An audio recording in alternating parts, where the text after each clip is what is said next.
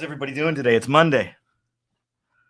I'm glad to be bringing you episode 4 of the Journeys webcast. Put on the headphones. I am really excited today about my guest, Ryan. But before we bring him in, I just wanted to, kind of just update you a little bit about what we're doing here. And there's a poll that's running right now. I'm just kind of curious if and several will pop up during the webcast today. So go ahead and click on that, and not really votes, but it's more about learning more about who's joining us today. And there's also the chat. So please go in there, and I'm not looking at the chat right now, but go in there and let us know where you're checking in from, and say hi. So just a quick thing, and how's everybody out there handling this journey? I mean, today, as I wrote to some of you out there, that here in Southern California, north of San Diego, the beaches opened actually yesterday. Some were opened a little bit, but the weekend. Things are starting to come around, but there's still people out there, I think, feeling a little anxious, or maybe you just aren't okay. I mean, I actually feel great today, especially about my guest today, Ryan Pyle. But some may still be living into this crazy lockdown, these quarantines and uncertainty, and how long is this going to last? And we want to get back to work. So I think it's good, important, as I mentioned last time, talk about your feelings, write about them, send me a note, reach out. If you're not feeling okay, it's actually okay not to be okay. But anyway, so why about about journeys? So the reason, as all of you know, who've joined us in the past, let me go look at that poll right now and see what we've got here. So we've got about half the people have been to one of these before, and half of you are new. So welcome the new ones. But it's all about possibilities. And in the last webinar webcast, we had Jeff Sauls in here, and we talked about finding adventure in anything you do and anywhere you are, even in your own backyard. Last episode, we had a little technology problem, and for me, that was adventure. But wherever you find adventure, that's what we're trying to do, is how do we how do we find peace? And when we want to go outside, we want to climb mountains, we want to ride motorcycles, we want to go anywhere but maybe our backyard. But for now, we are in our backyards, we're in our homes, and let's find the adventure there. So I'm going to pull up a couple slides and kind of just review where we've been and where we're going. The first episode was with Ronnie Borgero. All of these, by the way, are available online at journeyswebcast.com if you missed them. After that, after South Africa, we went to Uruguay with Jeremy and Al, another great episode. Then, of course, last weekend, we were in Ecuador with Jeff Sauls, and fun stuff. And of course, today we're going to Turkey with Ryan Pyle. And I'm going to tell you about this. We're in Istanbul. Ryan's going to be coming in a second, but it's a colorful city. The Hagia Sophia, the Blue Mosque, the Sultan's Palace, the amazing food. Here today, we're going to talk about quarantines. We're going to talk about kittens. We're going to talk about creativity, caution, careful calculation, and consternation, or fear, if you will. In other words, this is going to be fantastic. Now, Ryan is an author, adventurer. He's a photographer. He is he's the producer and host of 2 amazing television shows that are available on Amazon Prime, iTunes. I think some of them are on Netflix, but Tough Rides and Extreme Treks. He was born in Toronto, Canada, and that's where he spent most of his childhood. But then he got a little, shuffle under his feet. So he just got a degree in international politics. So he's always thinking global. And he moved to China.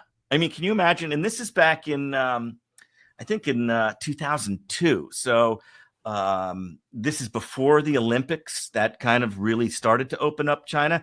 So while he was there, he was actually a contributor to the New York Times. So he's not only an adventurer and a TV host, he's also a journalist. He was named, he's a photographer too. He was named one of the 30 top emerging photographers by PDN. That's a Photo District News. It's an industry magazine, very well reputed. And then he started working in film and television and documentary film production. And his stuff has been on Discovery, Travel Channel. He'll tell us a little bit more. But one thing you'll know about Ryan is he says sometimes it's important to leave your phone and laptop behind and feel the natural environment, because that is real powerful. He's on the road some 300 days a year. I'd like to welcome Ryan. How are you, man? I'm good. How are you, Alan? Thank you so much for having me, and thanks everyone for tuning in today. That's amazing. Yeah, it's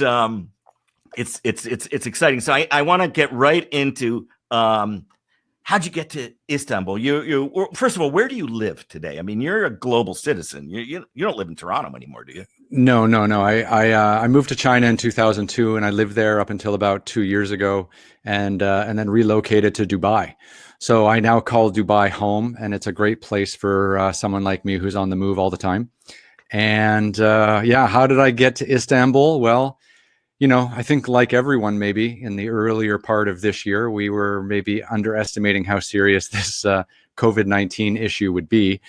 And I was filming. So I was filming in Myanmar in February, and then I was filming in Ethiopia in early March. And one of the craziest things in my whole life happened to me while I was in Ethiopia. So we were up in the Simien Mountains of northern Ethiopia near Gondar along the border with South Sudan. And we were doing this 8 or 9 day trek. And, the news was bad, but I just felt like, getting off the grid, trekking in the mountains, sleeping in a tent. It was great social distancing, and it was just kind of where I wanted to be, which was like not watching the news every day. But we were offline for like 2 or 3 days. And then we got to the top of this, pretty high ridge, about 16,000 feet. Wow. And our guide said, "Hey, turn on your phone. You guys can get a signal here." And I was like, "Great." So I popped on my phone, and it was just like the apocalypse, man. It was like Italy's closed its borders. The United States has banned all flights to Europe. Then the EU closed their borders. And then my home is Dubai. So then the United Arab Emirates closed their borders. So I was standing on a mountainside in Ethiopia, and I couldn't go back home to Dubai. And I was like, holy, like, what is going on? So what we did was, my camera guys and I, we got back, we trekked like 5-6 hours back to a road. We had a signal, so we called a driver to meet us there. And then we went straight back to the airport in Addis Ababa and flew out as quickly as we could. And my guys came back to Canada and the US, and I came to Istanbul because it was still a country that was open to me. And so here I am, because I didn't want to go all the way back to Canada because most of my work is in this part of the world anyway. So at least I'm in the same time zone. Yeah, go. Let's. I want to just for people that maybe give them a little geography here. I just want to show where Istanbul is. It's where East meets West, of course, where Asia and Europe meet, and that's where in fact, if I go and do this, I will. So Ryan's here now. He was down here in Ethiopia, and home, of course, is over here in United Arab Emirates, the little guy over here, and to give you another perspective of what the terrain looks like, we can clear that. This is the part of the world, and last summer, this is where I was all the way around. I actually was in Istanbul. I guess before you got there.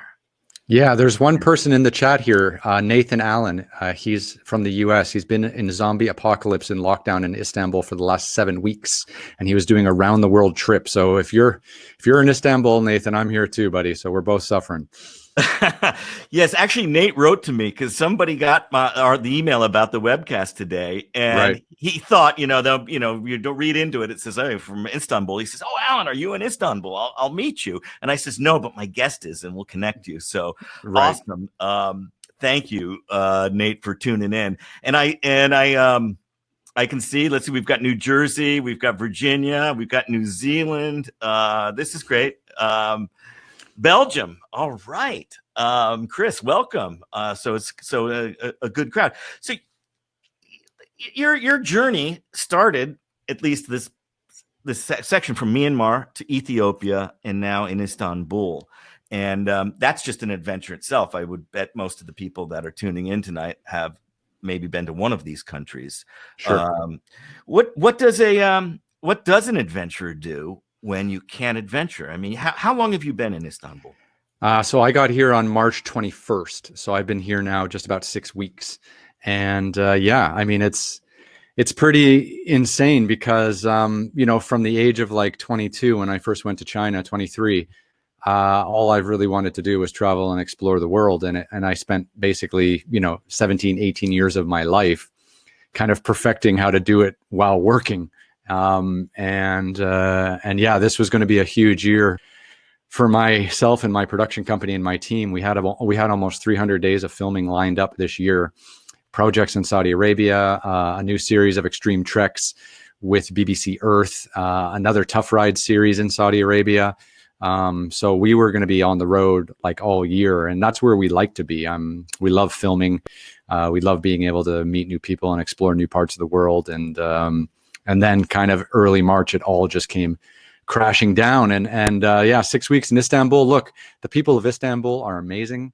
The city is beautiful and magical, and right now it's very quiet. So all of that is great. I'm glad to be here. I'm glad I'm not in Ethiopia, although we had a wonderful time in Ethiopia as well. But it's just, it's hard, I'm usually in a different country every week, filming or doing something. I do like 50 speaking events a year as well. And it's surreal just sitting.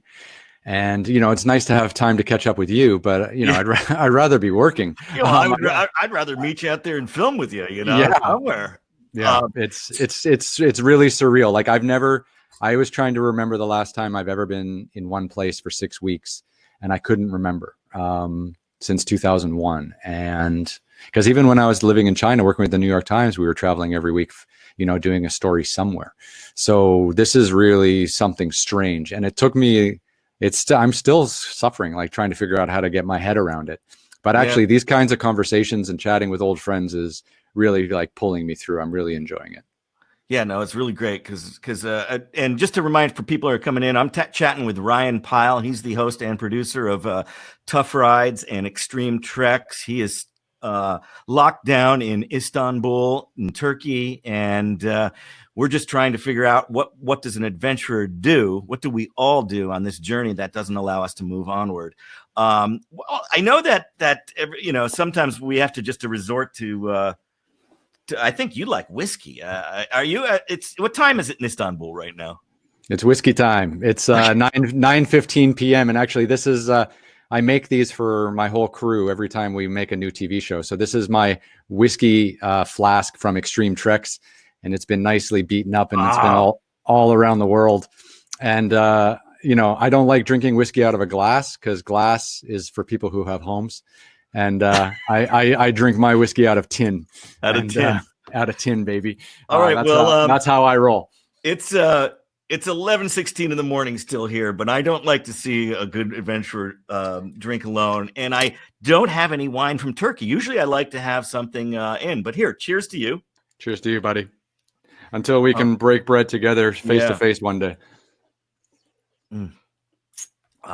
This is actually pretty close, though. I'm going to just do it. I'm not going to geek out too much on the wine. This is a Sandinsky Misket, which is from Bulgaria, and it's part of Bulgaria called the Struma Valley. It's in the southwestern part near the confluence of where Turkey, Greece, and Bulgaria come together.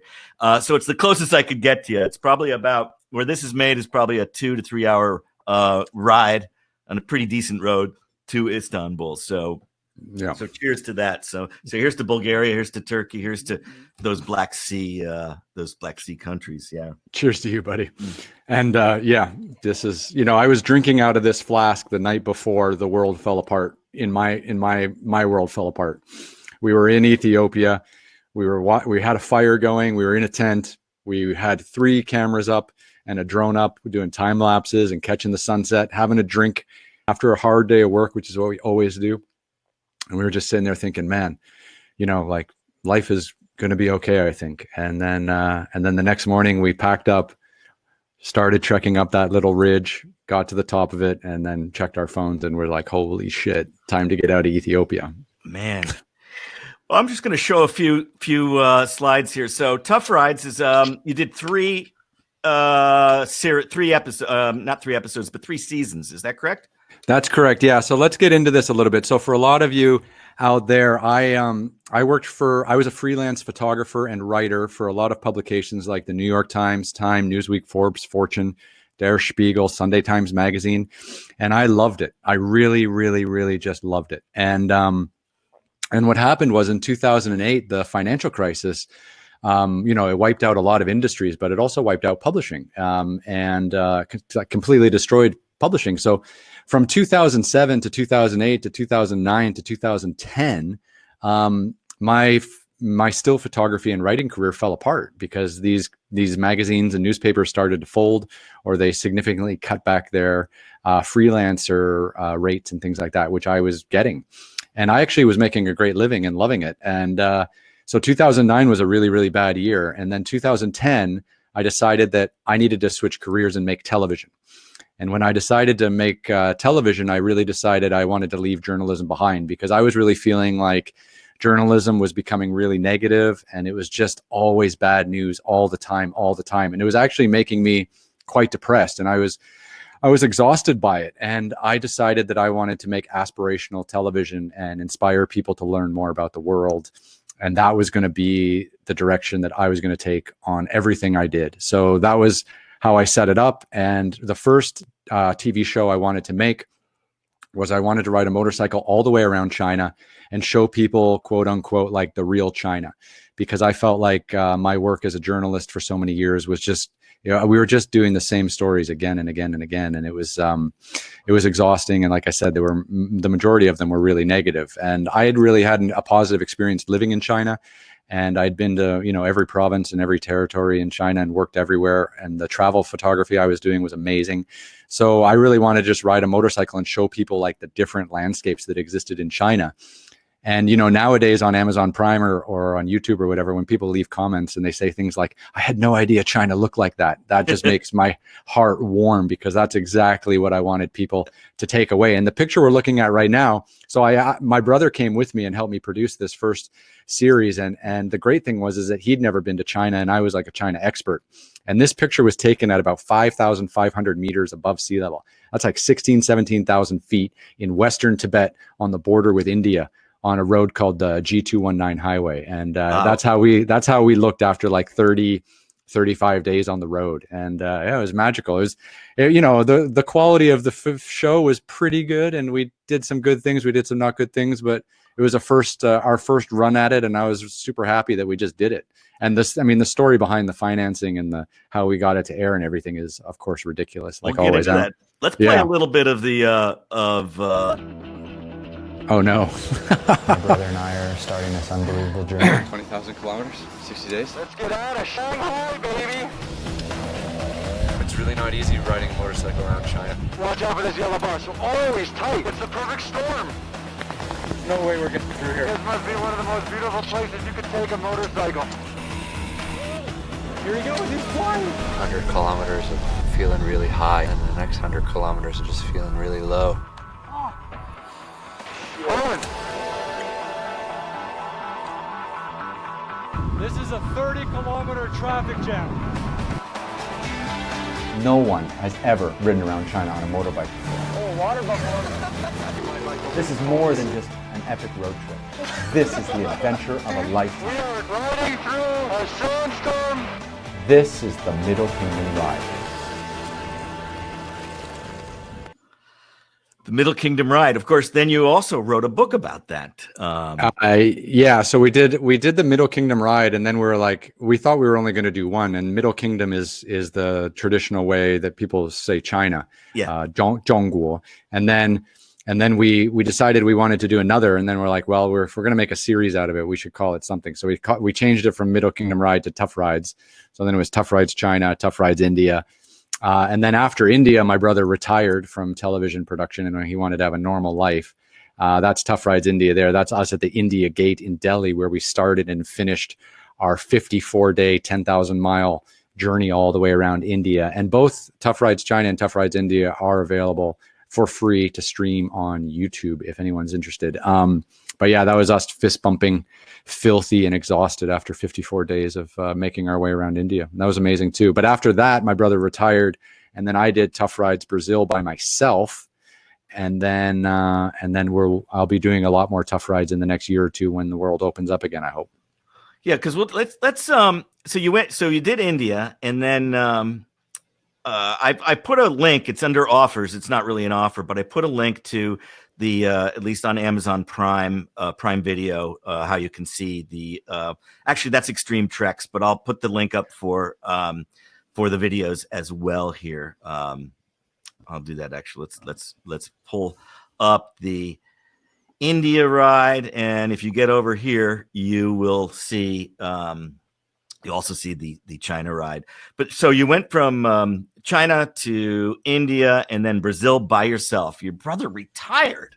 I mean, yeah, he retired. He was done. He wanted to have a very kind of, I think he was craving for a more normal life. And of course, being in television production and having those responsibilities of traveling and communicating with everyone and social media and stuff like that, I think he was less interested. And to be honest, I mean, he was interested in many other things, finance, banking, all these kinds of things. And I just wanted to explore the world. So I had maybe more simple objectives. That sounds like real world stuff. Yeah. I traveled. I spent about 6 months in Brazil. How long did it take you to shoot the Brazil episode? So the Brazil episode, we did another 10,000 miles, about 14,000 kilometers, and we were about 60 days. And yeah, it was incredible. Brazil is a beautiful country. And actually someone was just messaging me like yesterday on Instagram and said they'd lived in Brazil for a few years, and Tough Rides Brazil was probably the most authentic and the most honest show about what Brazil is like they've ever seen. And that touched me a lot, because I think one of the things we really try to bring to our television productions and myself as a host is just authenticity. You know, when it hurts, we talk about it. When, there's a lot of man tears in my show, especially in Brazil, because we were stuck in the mud for days and days. On that note, let's just take a look. Okay, yeah, that's it right there. The BR 319 highway in the middle of the Amazon. Jesus. We've been riding a month in Brazil to get to this, the toughest and most dangerous road in all of Brazil. And it starts now. The BR 319 is one of the most remote and isolated roads in the world.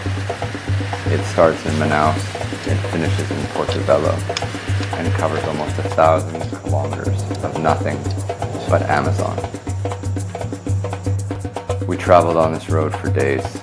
It challenged me in ways that I just wasn't ready for, and it's left me with a greater appreciation of what the Amazon really is and what it can do to one Canadian on a motorcycle. It just eats you up. It leaves you with nothing.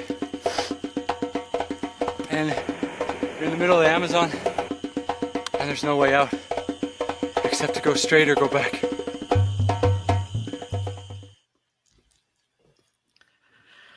How you doing there, buddy? Hey, doing great. Okay, this is a good segue right here after a road like that. Man, I am happy. I'm happy to say I was north of Bahia on a road that was muddy and rainy, but it had no look at that. I didn't get to the BR 219.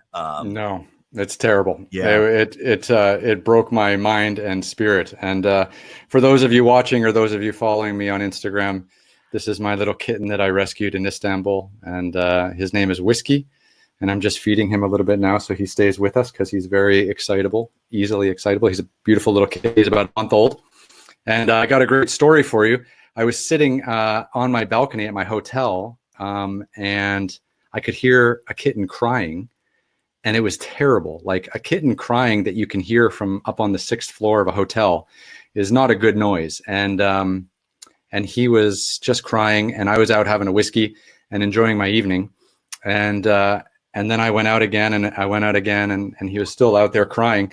So then I was like, man, if that little guy is still crying by tomorrow morning, I'm going to do something about it. And I woke up, had breakfast, and then I went out and he was still crying. So then I followed the cries, and I found him like half dead, behind a little shelter, and no mother, no parent, no brothers, no sisters, no nothing. And so I found him and I cleaned him up, and that's the little man right there, and he's super sweet. And That's whiskey. That's whiskey, yeah. And we've been together for a while. So he's keeping me company in Istanbul. This is so awesome. I love whiskey. I want to show people that this. I got to move in about this point. Let's. Geez. Yeah, this is me making a mess. This right here. Up off the ground. Great. And this is my little man. Okay, look. And this is how look how small he is. And he's just a little crazy at the moment. Look how sweet he is. Just a little crazy. And so cute. How do you hold a kitten that needs a bottle? And there you go. No, don't bite it. There you go. There you go. There you go. So you brought this. He likes to hold the bottle with his little paws. And he's also teething, so he likes to chew on it. Good. Yes. Yes. Yes. Oh, there we go. And you'll notice, look at his little ears. When he eats from his bottle, his little ears go crazy.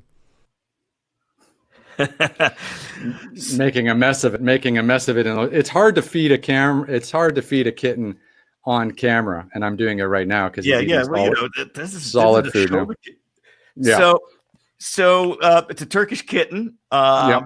There is a documentary I was telling you about the other day about a documentary followed a group of cats through Istanbul. So there is a large population of cats who are looking for Ryan for sure. There you go. I've seen so many stray kittens. It's unbelievable. You almost just want to save all of them, but it's like, geez, when it doesn't really fit my lifestyle, but he is providing me with wonderful companionship. Most of the time when people go to Turkey or Istanbul, at least Istanbul, they don't really come home with a cat, but they do maybe a carpet. Have you gone carpet shopping? Are the carpet sellers doing? No, I mean everything's just closed here, man. Like Monday to Friday, everything's closed except for the pharmacies and the grocery stores. And then they've been doing these weekend lockdowns. So Friday midnight to Sunday midnight is a full lockdown. Everything is closed. Everyone has to just stay home. And that's tough. Can walk or anything? No, nothing. And it's tough because just because the weather's getting nicer. And when I arrived March 20th or whatever, it was cold and rainy and miserable. And now it's starting to get warm and get quite nice. And we're all kind of still stuck indoors. And obviously, that's the thing to do. And that's what the public's health people are telling us to do. And you want to make sure we follow the rules, but it's not easy, to follow the rules and stay indoors all the time. So, but that's where we are. Wow. What about, politically, what's happening? Are you talking to the locals? Is Erdogan being praised for what he's doing, or is there still a lot of anger? What's going on? I just don't know. Like I'll be honest with you, Alan. I stopped reading the news. I can't do it. It's just awful. The news everywhere is terrible. All I do every day is I go to the WHO website, the World Health Organization, and I just check and see what they're saying. And I just try not to read any news because it was like really psychologically affecting me in a negative way, trying to like stay on top of all the news. And I've just basically resigned the fact that I'm going to be in Istanbul with Whiskey, my little guy, for a couple months. And, because international travel is not going to happen. And the United Arab Emirates and their government just came out last week and said that they're closed for everyone until like mid-July or early July. So when that happened, I moved from a hotel to an apartment, and I'm now in an apartment in Istanbul. And I took out a 2-month lease to a very happy owner because there's no tourists in Istanbul. So it's very quiet. That's the situation at the moment. So an adventure cures boredom, cabin fever by nursing a cat back to life. A lot of whiskey, but two kinds of whiskeys. Okay. 2 kinds of whiskeys. And and I noticed that you are doing these Instagram lives, which is really good. And how is that? What else does a guy that spends 300 days a year handle what's happening there. Yeah, I mean, it's difficult. Like people are like, "Oh, you should be planning your next trip," and I'm like, "Well, I kind of planned out a whole year, like 300 days worth. Like day by day, I knew pretty much where I was going to be, and I've just had speaking events canceled, and all the shoots have been postponed or indefinitely, and it's just kind of soul crushing to think and try to plan a trip where you don't know when you're going to be able to go, because one of the most important things of planning our shoots is the seasons that we're in. So we start every year in January, and we have a whole year mapped out based on where we're going to be and what season we're going to be in. And now, everything is just kind of twisted, and we just don't know when we're going to get started again. So it's very, very challenging. So what am I doing? I'm using the time to catch up with friends on Instagram lives, people I haven't talked to in years. People that I should have been in touch with better, friends, family, new people that are just reaching out to me and saying, "Hey, let's catch up." And it's something to do every day. And I get endorphin rush from it. Like it's nice to talk to people. It's nice to feel the community around you. And then there's Instagram Live is a great platform because people are asking questions, and you get a few hundred people, following the chat, and it's really lovely. So it's keeping me sane, man. There's not much else to do. Yeah, no, it's amazing how we get lost in our device. Yeah, Whiskey has been moving around as you've been talking. Yeah. He is the best, man. I love him. But to reach out to, like you said, talking to people that you haven't talked to in a while, and we're using Zoom, we're using Instagram Live, YouTube Live, there's Facebook Live. People are connecting more than they have, and it's almost I was talking to somebody the other day about how this might be like this event, as bad as it is, and how many people lives have lost, and how many people who can work risk their lives to bring us a little bit of joy in this, is that it's almost like a humanity intervention, perhaps, right? That all of a sudden we're maybe just forced to connect, to call home, as they say, or call somebody you haven't talked to in a long time. Yeah, but at the same time, like it's just, everyone's praising Zoom and praising all this international, this digital like connection with people, but it's just not the same. Like I would rather be having this conversation with you over a table with a drink and some food, and be looking straight in your eyes, because that's where for me to sell television shows and to film all around the world, you have to break bread with people. You have to shake hands. They have to look you in the eye. They have to know who you are. And that just doesn't happen through, these digital processes. And it's not a solution. It's just a Band-Aid for where we are. It's a Band-Aid for where we are at the moment, which is in a terrible, terrible place. Yeah. And if this had happened, imagine in 1918 during the Spanish flu pandemic, what did they do? They didn't have Zoom. Barely. Phone calls were outrageously, most people at that point didn't even have a phone. You think that's 100 years ago. How far we've come. But I agree, there's nothing like human connection, and that's why I believe that when we do come out of this, I think this intervention is that we do get the chance. We don't just say, "Yeah, Ryan, I'd love to see you. I'll get on a plane and go." What's plane travel going to look like, Alan? Like, this is the thing. Like, I was reading the other day, like, how do you put 300 people on a plane again? Like, my biggest fear as a traveler and as an adventurer is not a virus, or not the vaccine, or not testing. It's how do we build trust again? How do we sit on an airplane with 300 other people again and not freak out mid-flight when someone sneezes? How do we go to a village in a remote part of Eastern Europe or Scandinavia or Africa and walk in there and be welcomed as guests from other places? Because there's so much anti-foreigner sentiment right now. And everyone's just afraid of the other. Whether you're in the United States and you're Asian and you're being discriminated against because you're Asian and in the United States, even though you might be multi-generational Americans, doesn't matter. Or whether you're a foreigner, Caucasian or African in China right now. And, this anti-foreigner sentiment is terrifying to someone like me, who is always a foreigner everywhere. and who relies on the hospitality of people to welcome them in and feed them and offer them shelter. And, if you walk into a village and all the doors are boarded up, what do you do? Yeah, That's terrifying. The anti-foreign, but even more, just coming back to the simplicity of travel. After 9/11, Sure. travel changed dramatically for everybody. I mean, it used to be your whole family could take you to the gate at the airport and they just shoo you off and wipe. Now you have this security process. Everybody's looking through your things. It's very invasive. Well, it's going to become more invasive because once we sort of come out of this, I think what's going to happen, I've been watching this a lot, is people are going to be required to have their temperature taken before they get into an airport. They're going to be required to wear a mask online. Some people say that they'll be, before you get it at the gate, people will be given maybe a simple prick blood test. And that times to get to the airport will be stretched. Instead of getting there 2 hours before, because of all of this invasiveness, it could be requiring us to go 4 hours to get on a plane. And what's that like when you are going 2 hours to fly from Istanbul to Dubai?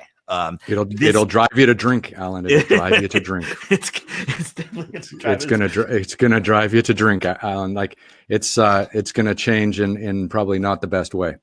And the other thing that I've heard things of, because before there is a vaccine and before the entire billions of people on this planet can be vaccinated, and there's a question about whether or not the antibodies are going to give you the immunity that you need. Right. Is that those of us that have been cleared, let's say, given the green light, you don't have it, you don't look like you can spread it, and you've got the that system that works. We're going to be given maybe a passport, a bracelet. I don't know what it is. It's going to be something on your phone with a QR code. And can you imagine how much we already have a digital divide between the haves and the have-nots? Now, all of a sudden, that's going to really restrict our mobility and our ability to have an adventure. What do you think about it? It's terrible. I mean, I love your television shows. You've been doing this for a long time. You break bread with people, you're hugging people, you're going to places that most people don't go. And those people aren't going to be able to get virus passports or whatever is needed to travel.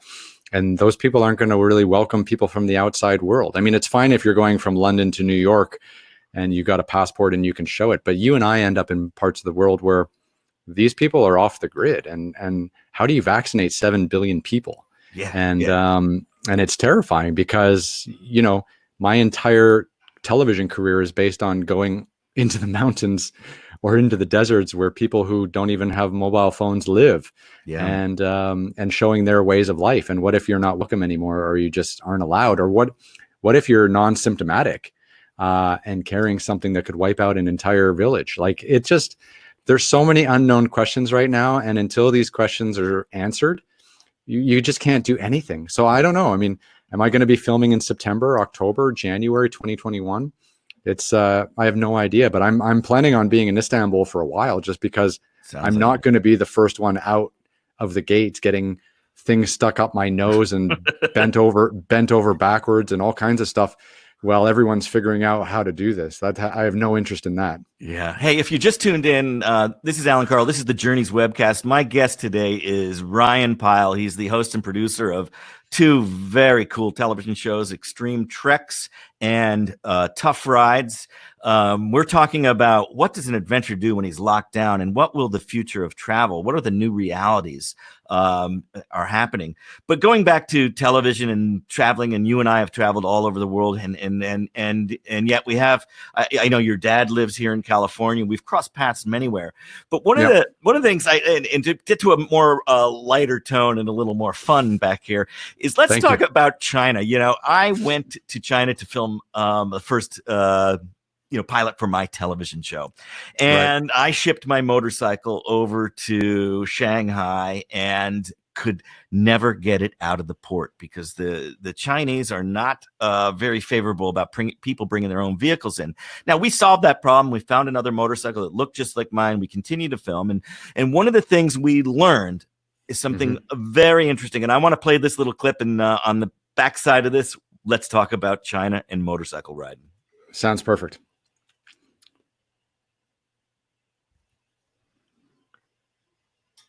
This is from behind the scenes from the Tough Riders challenge.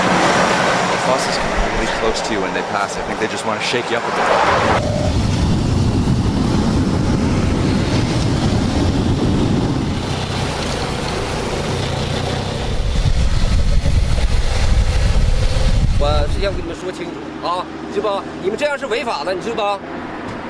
We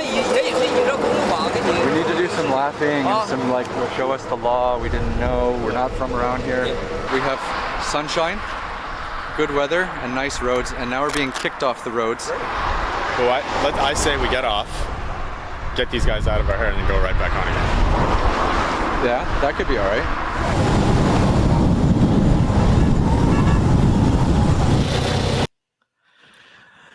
Kicked off the roads. Do you know, I tried to get on one of those roads, where they have the toll booths.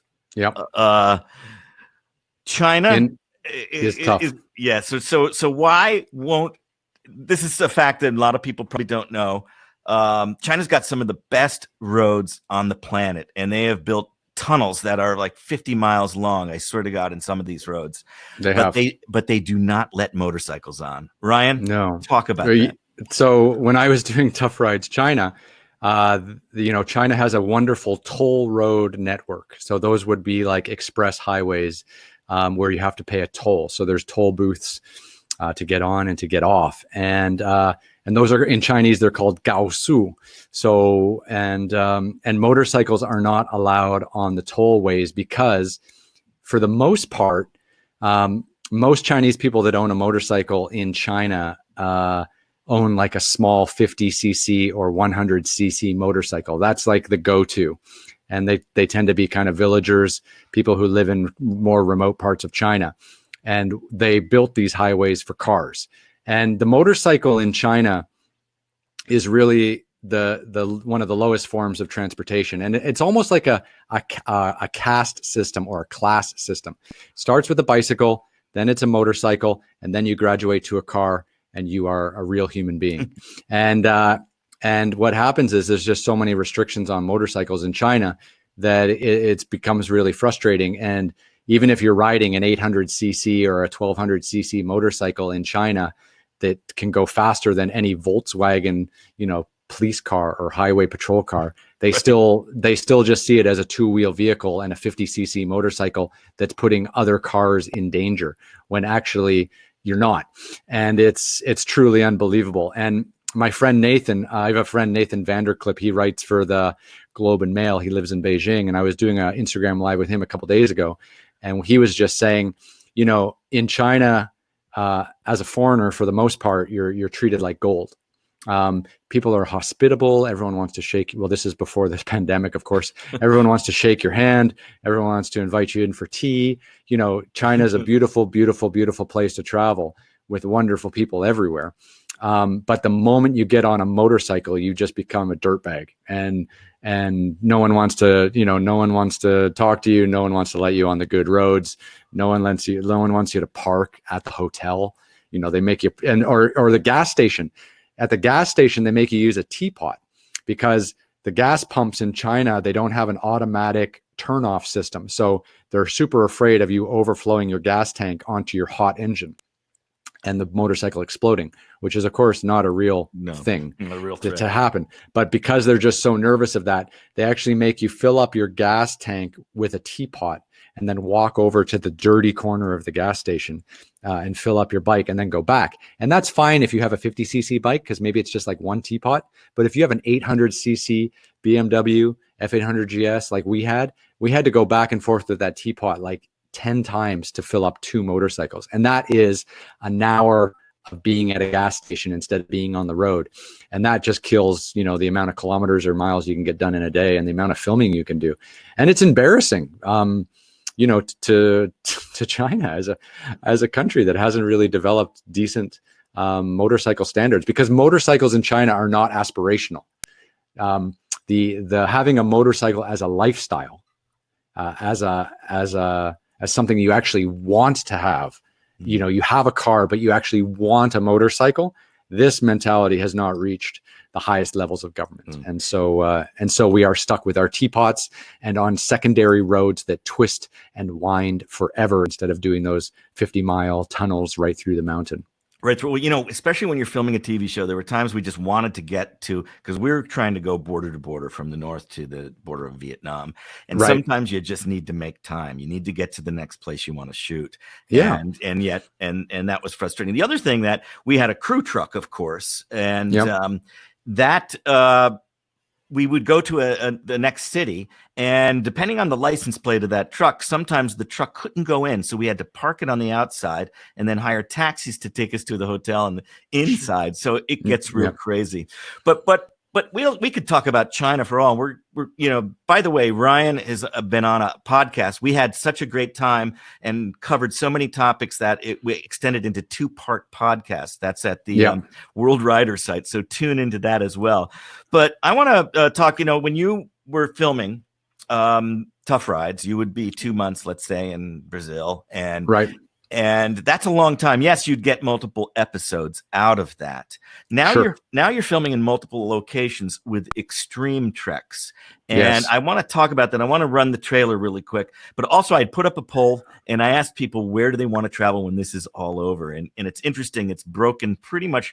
No, you know, nobody wants to go to Mexico or Central America that's on the call today. Or Africa. Nobody wants to go to Africa. It seems everything else is equally divided. So that's China's a big zero. Yeah, right. Oh yeah, that's right. Scroll down. Yeah. Australia, please. That's crazy. So let's go ahead and look at extreme treks. Give that. By the way, if you have some questions, if you go to the chat room at the very bottom to the right of the little chat box, there's a little icon. If you click that, you can turn that thing into a question. It'll be easier for us to flag that. But meanwhile, I want to show you guys a little bit about Ryan's segue from Tough Rides to extreme treks. All right. Whiskey's going to watch this. This is good. Whiskey is so legendary. Whiskey's done. He's had a busy day. This world is big and beautiful, and there's a lot to be explored. This time we're going deeper, further, not knowing what to expect, not knowing who we'll meet, embracing the unfamiliar. As we enter new worlds, venturing into wild landscapes and isolated cultures. One step at a time. Oh, this is beautiful. Journeying through inhospitable environments. We've come into a huge snowstorm. Taking on extraordinary challenges in unique and amazing places. And they have stories to tell. Join me, Ryan Pyle, as we embark on these extreme treks.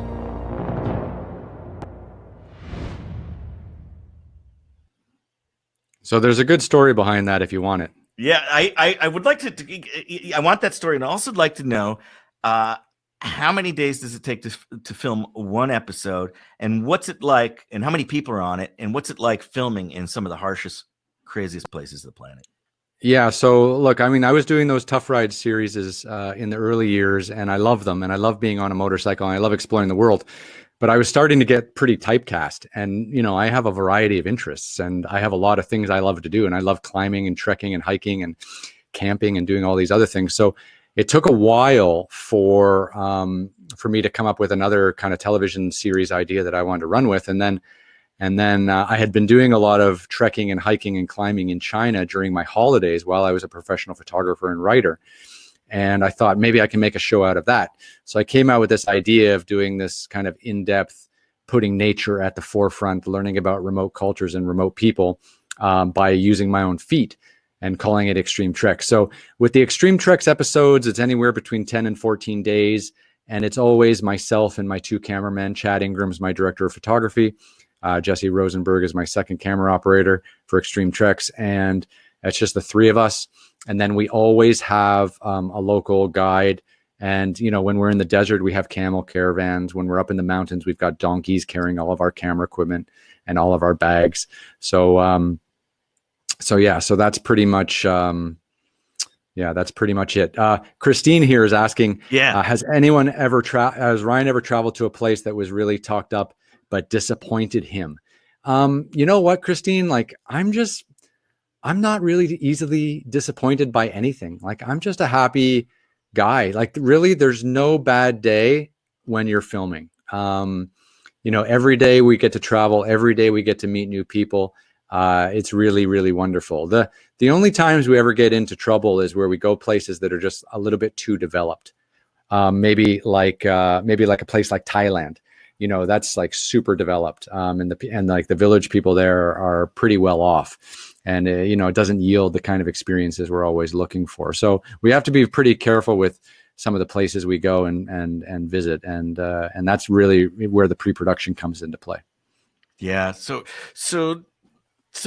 coming back to filming, I mean, some play, like, what's the shortest time you spent filming, and what's the longest? So the shortest time was maybe like 10 days for an extreme trek. We always try to do at least like 60, 70 miles on foot over, 7 to 10 days. But we also start in the city, and that's part of the show. So we would start in we would start in a city like Moscow, shoot there for a couple of days, meet some interesting people, and then from there fly to southern Russia and climb Mount Elbrus, which is like 16, 17,000 feet. And then we would get like local guides there, and my guide there would be part of the show. And that, climb would take 6, 7, 8 days. And that would be amazing because Mount Elbrus is the highest mountain in Europe and one of the 7 highest mountains on 7 continents. So, it's in the Caucasus, right? It's in the Caucasus on the border with Georgia. So that was, that kind of stuff is amazing. With regards to the longest, it would have to be the highest mountain we climbed, which was Aconcagua, which is the highest mountain in South America. It's 7,000 meters, about 23,000 feet. And we climbed that and filmed it as an episode of Extreme Treks. And because of the altitude and because of how long we had to spend at base camp and stuff like that, it took almost 20 days to film that. And it was one of our more expensive adventures. I'd love to go to Greenland and Antarctica and stuff like that. It's just a real budgetary problem, as you well know. I mean, there's just getting money to travel around the world is not an easy thing. It is, yeah. And now in this new environment, who knows? When we did our podcast, and one of the things that I espouse, I do a lot of keynote speaking and about the importance of some just kind of real messages is how to be open, and how also to step outside your comfort zone.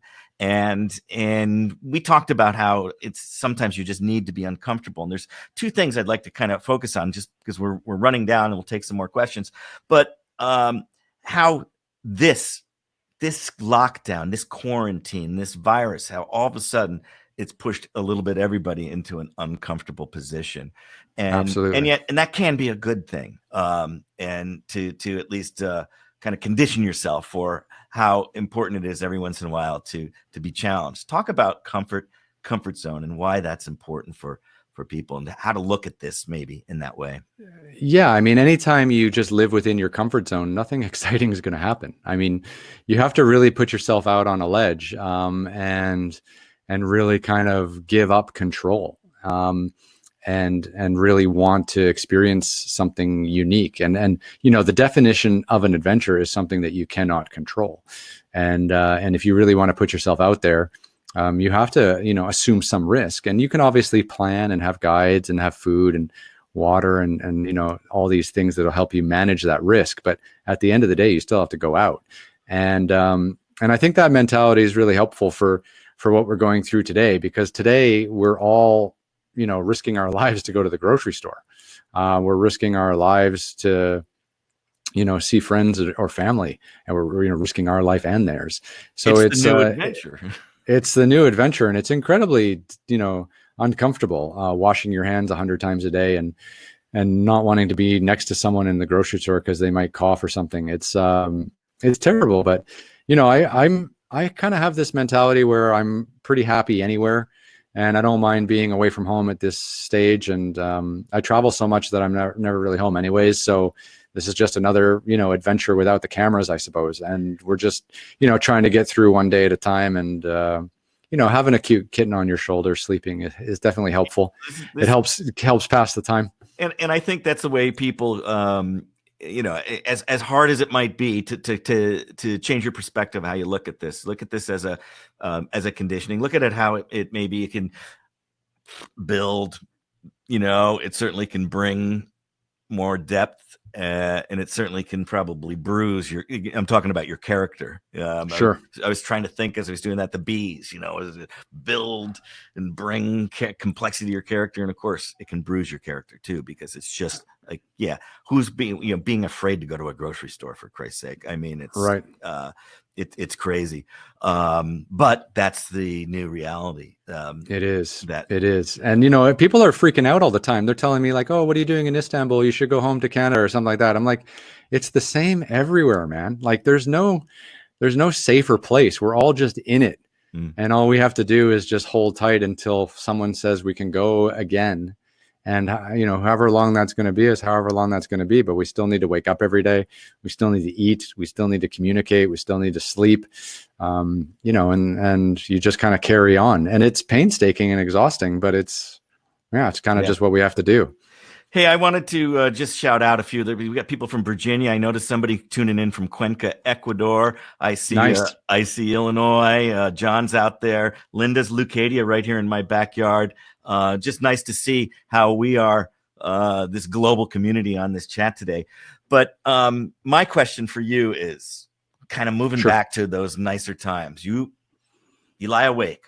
You're in bed. Awake. You just shot the last day of Extreme Treks. Now, we know that you got to go to the next location and you're ready to film new. But beyond thinking about that, what are you thinking about?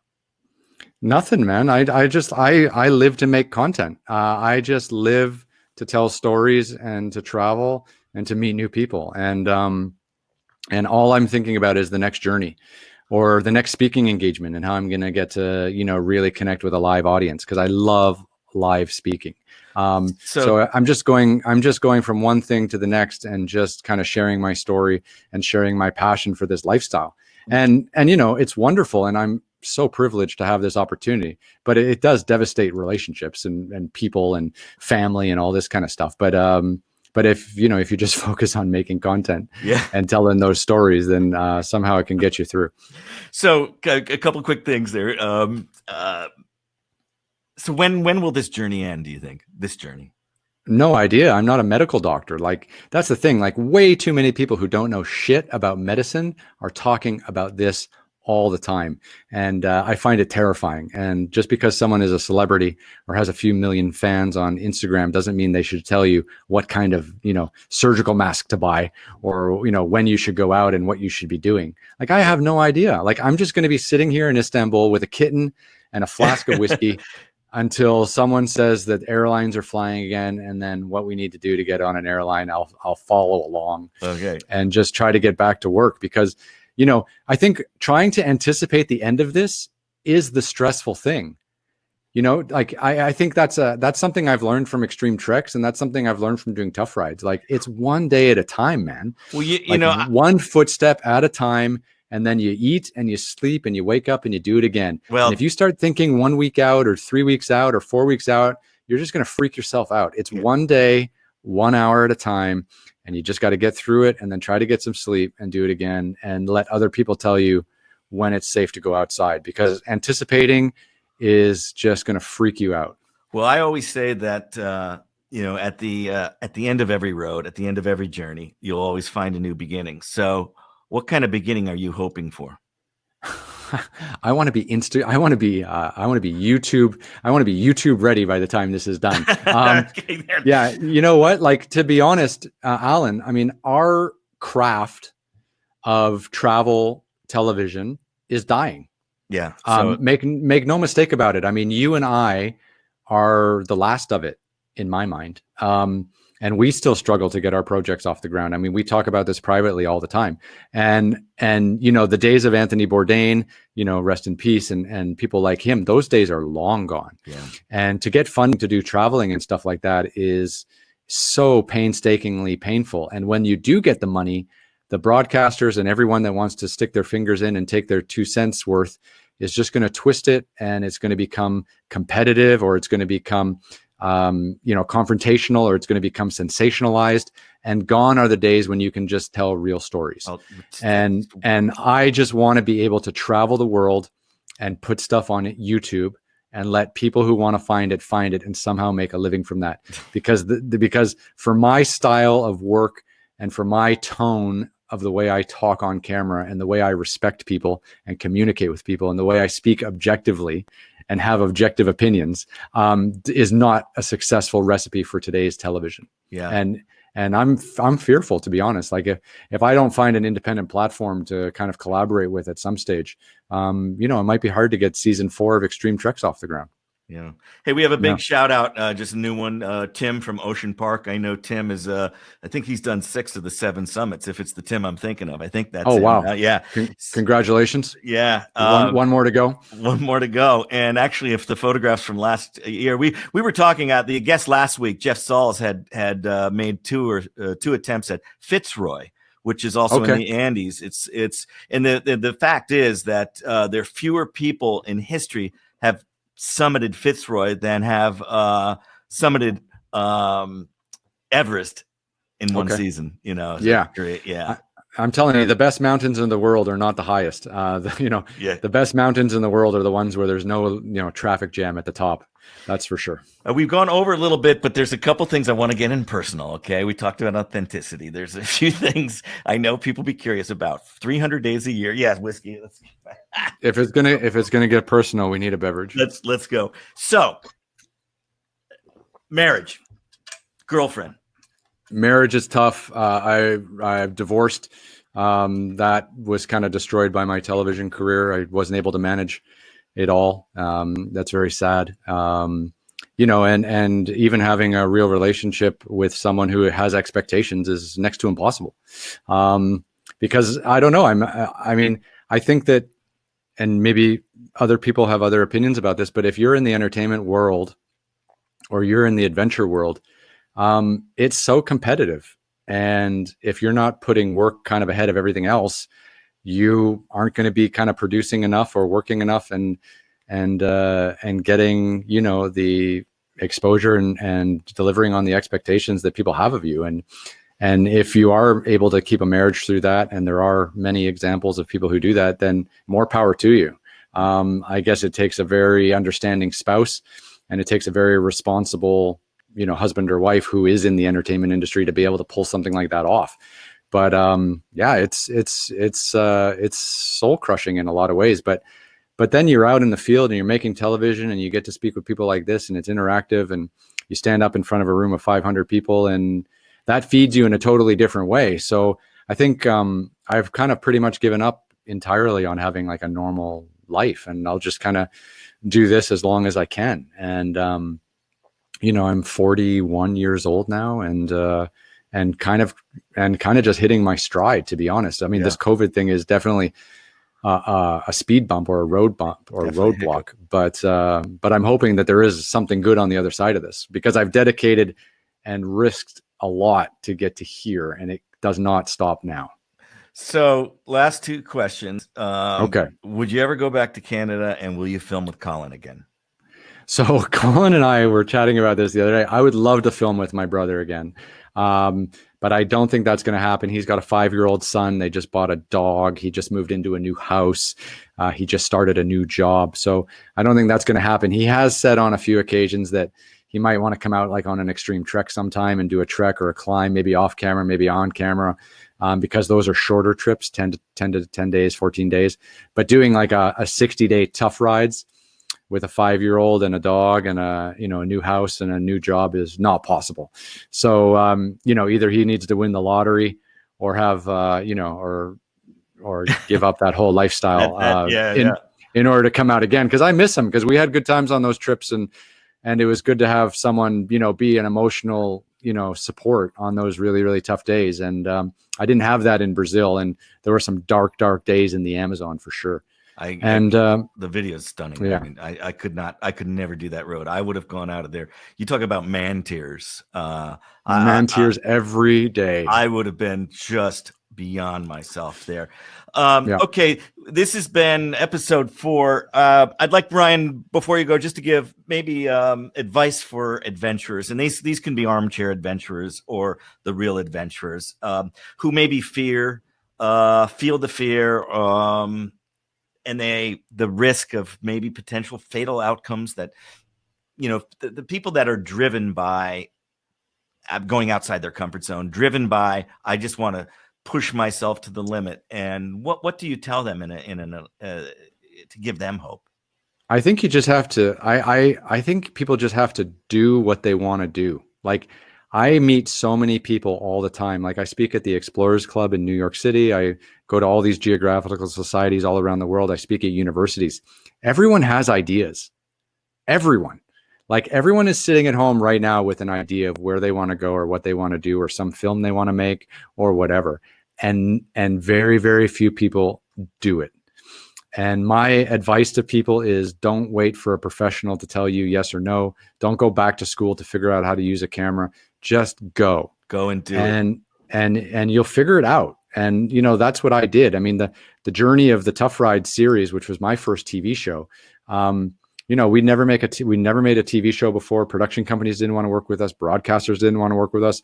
But we just, we were in a position where we could fund it ourselves, and we did.